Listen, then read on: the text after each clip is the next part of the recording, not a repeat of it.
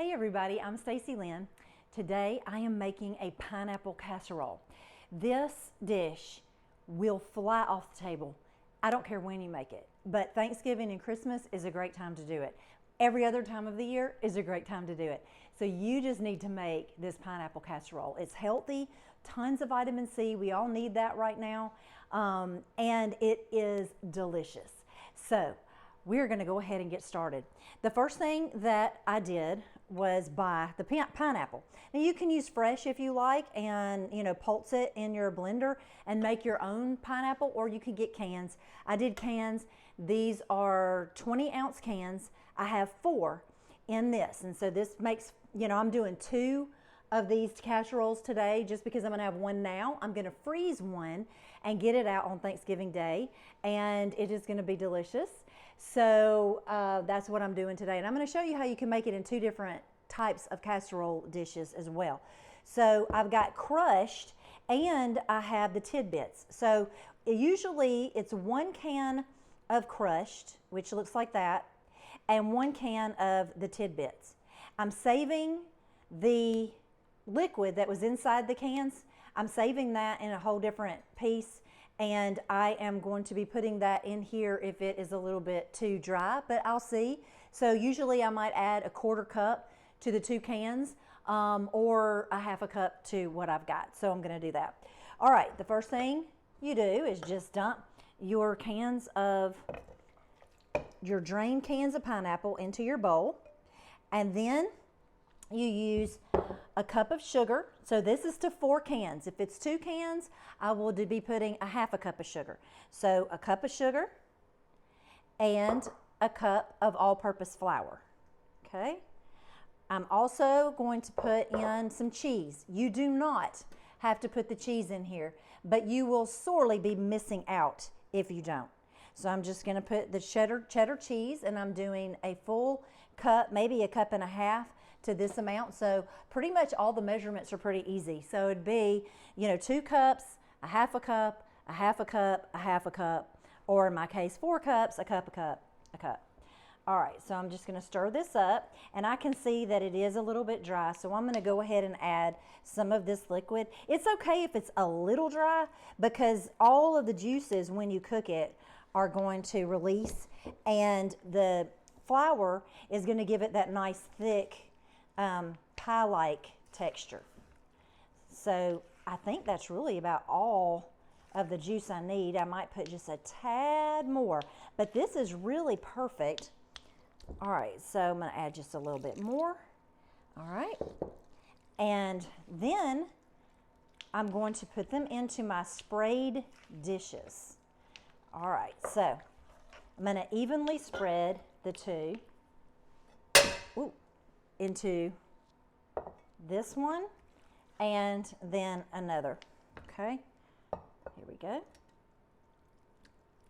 Now you can make it as thick as you like. Actually, I'm just going to make all of this into one. You can make it as thick as you like because it's going to get thick all the way through, and it is going to just, man, it's just going to melt in your mouth.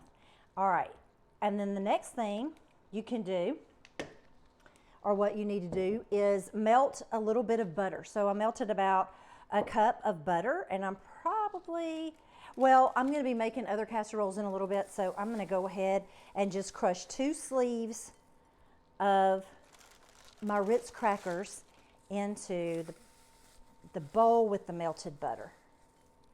Okay. All right. I just want to lightly coat all of the crackers with the butter so that they'll get nice and crispy on the top. A lot of people will even put cheese on the top as well, and that is a really nice touch, but I really like it just with the crackers. All right, so we've got that done. And my mother-in-law always made this, and this was always the kids' favorite every Christmas and every Thanksgiving. And she had it on her table pretty much all the time when we would go over there because she knows that it's the kids' favorites. All right, so now I'm just going to top this, and I like a lot of crunch with this, so I'm going to add a good bit of it to the top and cover every last inch of this. Okay. So this is such an easy make-ahead dish. At this point, you could put it in the freezer and get it out, and you could put it straight into a 350-degree oven. I would not preheat it if you're going to go straight from the freezer to the oven, because it may crack your pan. But you can put it in there as it's warming up, and it'll be just perfect. All right, so I have my 350-degree oven already going. So I'm going to let this go for about 25 minutes. And I can't wait to show you the results of that.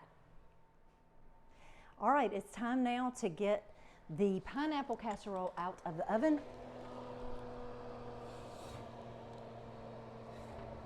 Yep, it looks gorgeous. Normally, before I cut into it, I would let it cool for about 15 minutes so that all of the juices and the flour would really mesh and congeal, because it's going to get a little thicker than what you're going to see go onto the plate.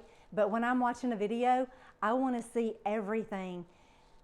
I want to see it all. I want to see exactly what it looks like when it comes out, and I'm not going to keep that from you. Also, one way that you can serve this that I just thought about a minute ago is over ice cream. So you could have some ice cream already in a bowl and put this hot or warm pineapple casserole on the side of it. It is so good. So, but when you're eating it, for Thanksgiving, eat it with the rest of your food. Okay, so here I go. I'm going to cut some out of here and show you how good this is. Just look at how beautiful that is. Yum, yum, and more yum. And so the great thing is if you get the tidbits and you get the crushed pineapple, you've got texture to the whole thing. And then you've got that crunch on the top from the Ritz crackers and the butter flavor. It's just going to be so good. And I'm about to eat some now, I think. It is great. Y'all go make some pineapple casserole.